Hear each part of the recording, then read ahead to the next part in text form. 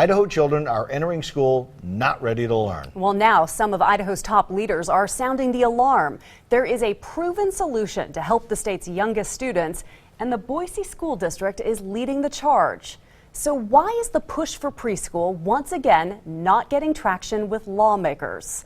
I investigate in tonight's Making the Grade. Kale, you're waiting so quietly. Thank you. What's your commitment today? Big kid. Big kid voice. Good. The preschool classroom at Hawthorne Elementary is one busy place. They don't even know they're learning. They're just having a good time. These 3- and 4-year-olds are taking part in a new pilot project. The Boise School District started a pre-kindergarten program in November with public and private funding from the city and sponsors like United Way and Micron. Already, parents are seeing a huge difference in their kids. It's amazing. It's absolutely amazing what she can do now. I mean, she's got all of her letters down, sounds down. She can write all of them. What color is that? Pink. Pink? Yeah. And what's the last one? More. Orange! You got them all right! Most Idaho children do not have this kind of learning opportunity. Idaho is at the bottom of the barrel when it comes to investments in early learning. Proof of that, children's advocacy groups argue, is in test scores.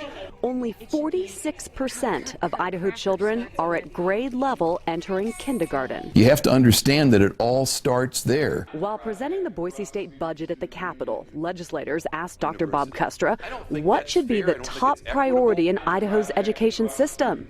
His answer? Preschool. What do you think when you hear that Idaho is one of only 5 states that doesn't put any funding into early learning? It's embarrassing. It's disappointing.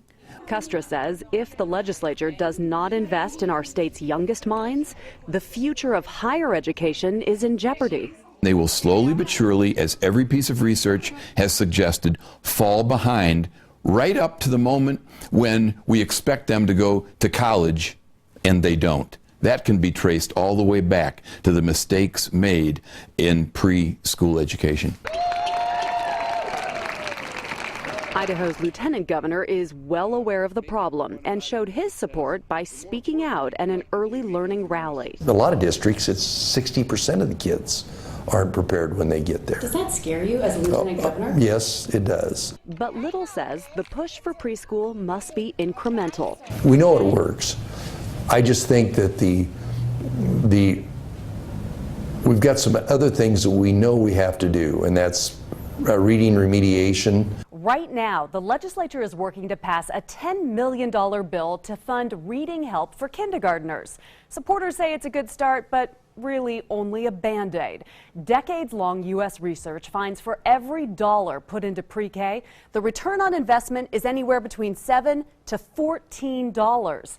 The savings come from fewer remedial classes, less crime, higher graduation rates, and a stronger, more successful workforce. At this point, we just can't afford not to do it.